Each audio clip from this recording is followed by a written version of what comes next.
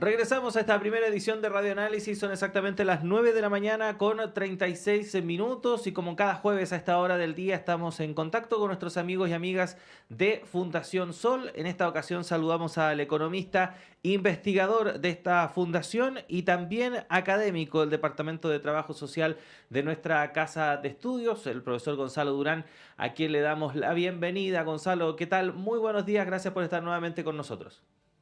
Hola Claudio, muy buenos días. Gracias por la invitación. Sí, no, gracias a ti por estar con nosotros a esta hora de la mañana y para hablar de un tema que es muy, pero muy relevante y que lamentablemente hay que decirlo, ha estado un poco ajeno.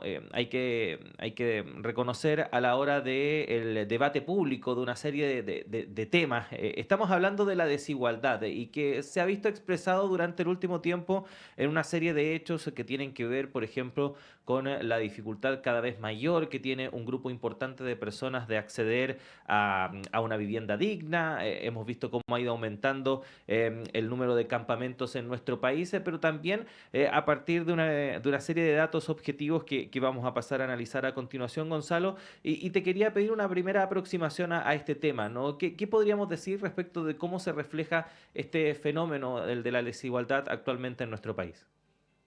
Sí, lo primero es comentar que la desigualdad a nivel analítico es importante saber que no existe una posición como consensuada a nivel de las opiniones. Es distinto a lo que pasa con la pobreza. En la pobreza para todos es un consenso de que es un problema.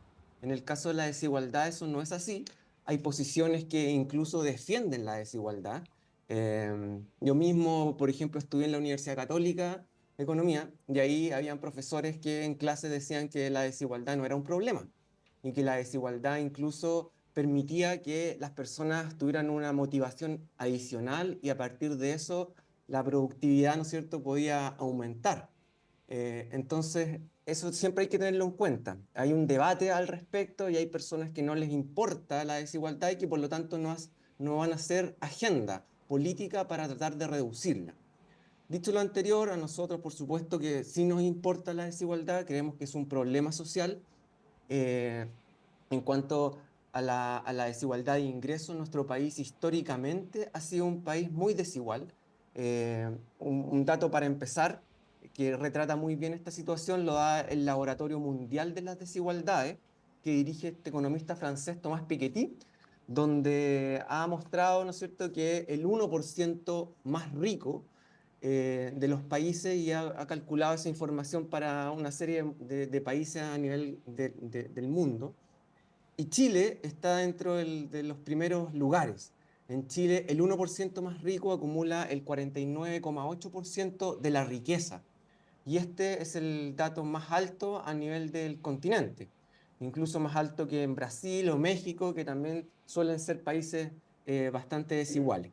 Entonces eso ya nos da una aproximación de qué es lo que está pasando en nuestro país y esta realidad en los últimos 30 años, en lugar de haber mejorado, nosotros vemos que en ciertos indicadores como este, por ejemplo, también vemos que se ha empeorado. De hecho, hace unos programas atrás hablábamos en relación a este ranking de las grandes fortunas, el ranking Forbes, donde entran los patrimonios que tienen más de 1.000 millones de dólares, y que en Chile hay varias familias que entran ahí. Está, por ejemplo, la familia Luxich, y esta familia Luxich, por ejemplo, en el año 96, estamos hablando de varios años atrás, tenía un patrimonio estimado por la revista Forbes de cerca de 2.200 millones de dólares. Esa era la fortuna y estaba dentro del ranking. Hoy en día, esa misma familia tiene cerca de 26.000 millones de dólares, es decir, le ha ido bastante bien, ¿no es cierto?, en este periodo, aumentando su fortuna en prácticamente 13 veces. Entonces, eso ya nos da un primera aproximación de qué es lo que sucede con la concentración de ingresos en este país y la pregunta, ¿no es cierto?, debiese ser, ¿por qué sucede eso? Y al lado nosotros podemos ver varios factores que pueden explicar este aumento, ¿no es cierto?, en la desigualdad. Nosotros en general apuntamos a que un factor explicativo determinante tiene que ver con las condiciones salariales en Chile, con lo que pasa en el mundo del trabajo. También de acuerdo a datos que hemos podido calcular, en Chile de cada 8 horas de trabajo, con 3 de esas horas se financian todos los salarios. Eso quiere decir que si tú partes tu jornada a las 8 de la mañana, cuando sean las 11 del día, ya se financiaron todos los salarios. Y el resto de la jornada laboral, desde las 11 hasta las 6 de la tarde, por ejemplo, es solamente trabajo que va a financiar las ganancias empresariales. Eso es una característica, ¿no es cierto?, de las sociedades capitalistas, pero que en Chile se refleja de manera súper patente. Y básicamente lo que hay detrás ahí es una gran asimetría de poder, en donde las y los trabajadores no tienen capacidad para revertir, ¿no es cierto?, este gran poder que tienen los empresarios para imponer cuál es el salario que van a pagar, por ejemplo, cuánto va a ser el salario mínimo, qué pasa con las condiciones de trabajo, etcétera. Entonces ahí nosotros vemos que hay un problema bastante relevante. Eso como para empezar, Claudio. Ujú. Ahora, Gonzalo, algunas luces nos entregabas, pero ¿qué explican o qué favorece que este fenómeno en nuestro país esté de manera tan patente?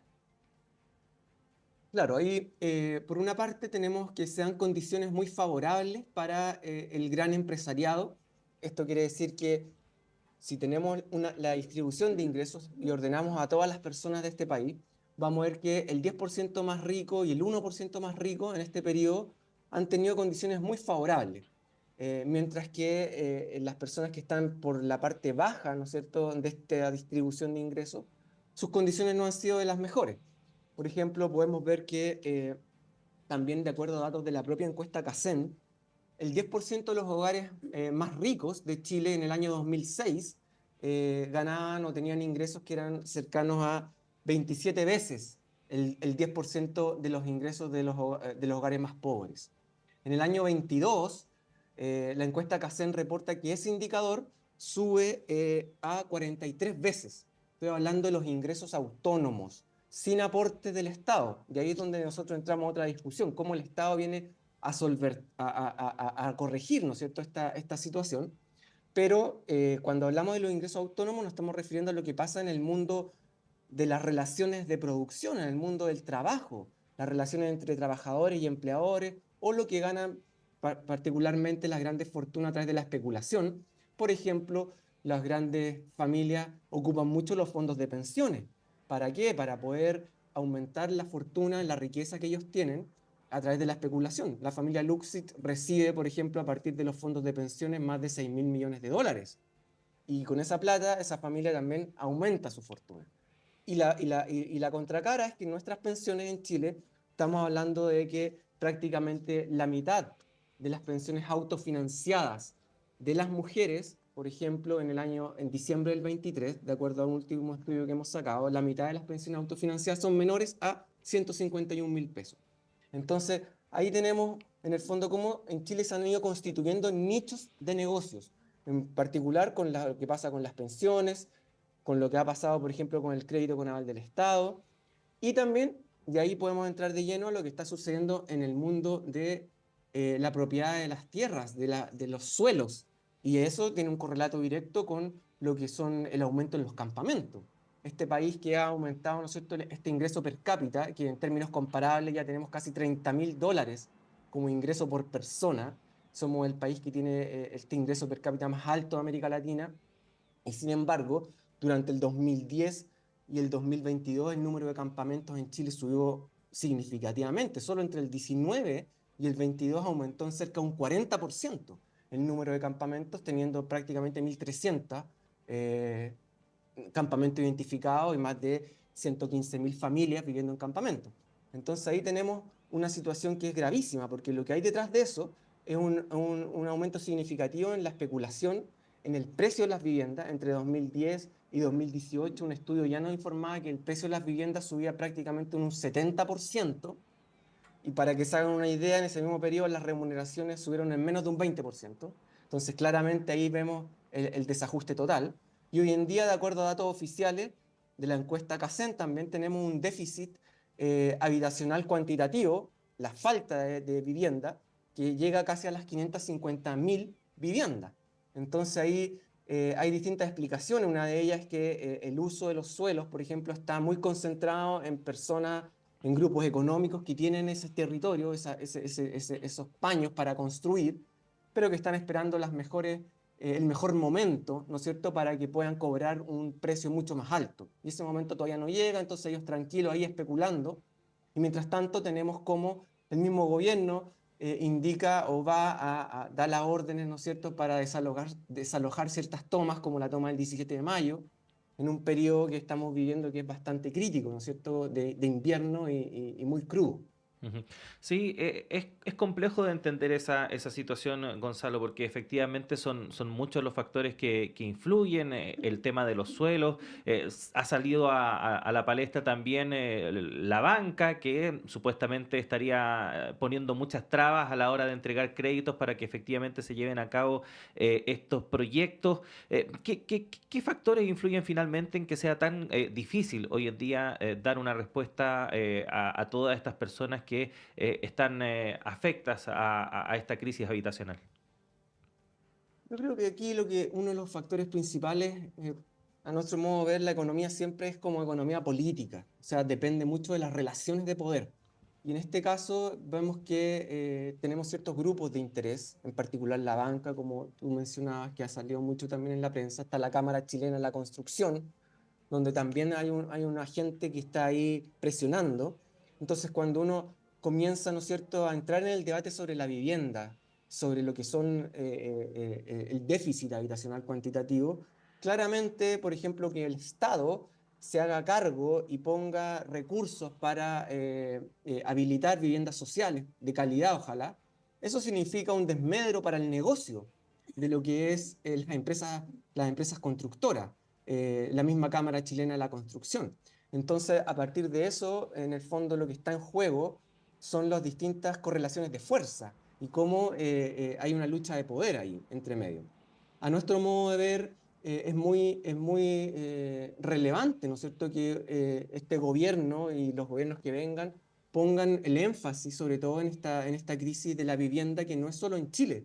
Lo que estamos viviendo en vivienda también lo están viendo los países vecinos y se está incubando una suerte de burbuja inmobiliaria, eso lo dice el propio Economist, esta revista británica, hace tiempo que lo viene advirtiendo ya en sus últimas publicaciones, y que daría cuenta de que estamos próximos también a una nueva crisis subprime, como la que sucedió en el año 2008, cuando los agentes especuladores hicieron subir el precio de las viviendas y finalmente la gente no pudo pagar.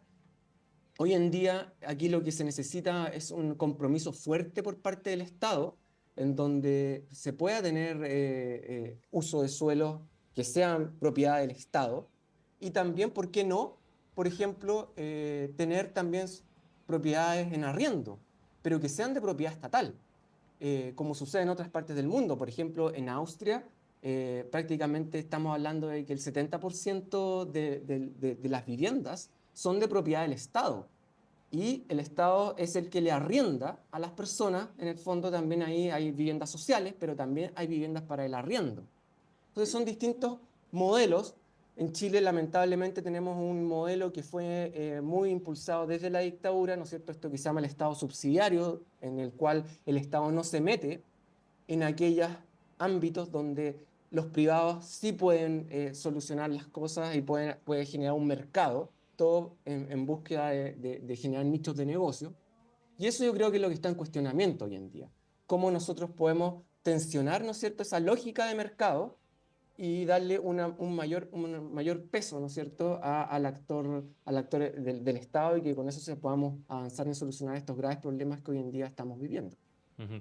¿Y se ve voluntad para avanzar en esa dirección, Gonzalo, a tu juicio?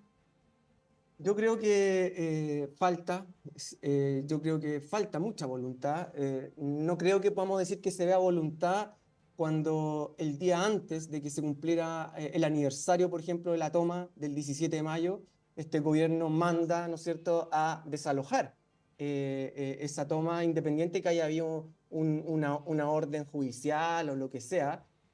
Ahí yo creo que falta voluntad. Muchas de esas familias, ¿no es cierto?, quedaron desamparadas, quedaron ahí bajo la lluvia, tuvieron que buscar soluciones individuales, como algunas fundaciones fueron a ayudar, mismos estudiantes acá en la Universidad de Chile trataron de cooperar, pero ahí no hay voluntad. Entonces, yo creo que eso es una cosa que está bastante al debe y que por supuesto que eso tiene correlato directo con lo que estamos viendo con estas cifras de aumento en la desigualdad. En este caso, en la desigualdad de ingreso y que después, claro, el gobierno trata de solucionar esto a través de un bono de invierno, pero no hay una solución estructural. La solución estructural, que incluso hay fundaciones como Déficit Cero, que es una fundación que apela, ¿no es cierto?, a esto de qué es lo que pasa con el déficit habitacional en Chile. Hace años que tenemos este problema y sin embargo no hay avances sustantivos o una meta que diga nosotros vamos a disminuir el déficit habitacional, que hoy en día son 550.000 viviendas, y lo vamos a llevar a cero de aquí a 5 años. Que haya una hoja de ruta, ¿no es cierto?, trazada. Eso yo lo veo como algo que tiene que ver con una voluntad. Pero eso finalmente se diluye todo en el debate, aparecen estas fuerzas que yo decía que tratan de mantener su privilegio para no quitarles el negocio. Ujú. Bueno, Gonzalo, queremos agradecerte el tiempo que siempre tienes para con la radio, este espacio que realizamos en conjunto con Fundación Sol y te esperamos en una próxima ocasión. Que estés muy bien. Muchas gracias, Claudio, y un saludo ahí a todos los trabajadores y trabajadoras de la radio. Muchas gracias, Gonzalo. Ahí estaba con Gracias. nosotros Gonzalo Durán, economista, investigador de Fundación Sol, académico también de nuestra casa de estudios, comentando este fenómeno, ¿no? Porque se expresa de diferentes formas en nuestro país, la desigualdad, en este caso visto desde una perspectiva respecto de la crisis habitacional que se ha visto reflejado en el último tiempo con la gran cantidad de campamentos que se han instalado en nuestro país. Son las 9 de la mañana con 53 minutos y con esta conversación despedimos esta primera edición de Radio Análisis. Muchas gracias por habernos acompañado esta jornada y la invitación es a que siga junto a nosotros. En breve llega Diana Porras y Semáforo, pero también acompañe la programación de la red de radios que piensan y el canal de televisión Uchile TV. Quedamos muy pendientes al respecto de diversas noticias, entre ellas la continuación de la formalización del alcalde de Recoleta, Daniel Jadue, entre otros temas que estaremos profundizando en la segunda edición de Radio Análisis a las 13 horas. Gracias a todo el equipo, nos reencontramos pronto, que estén bien.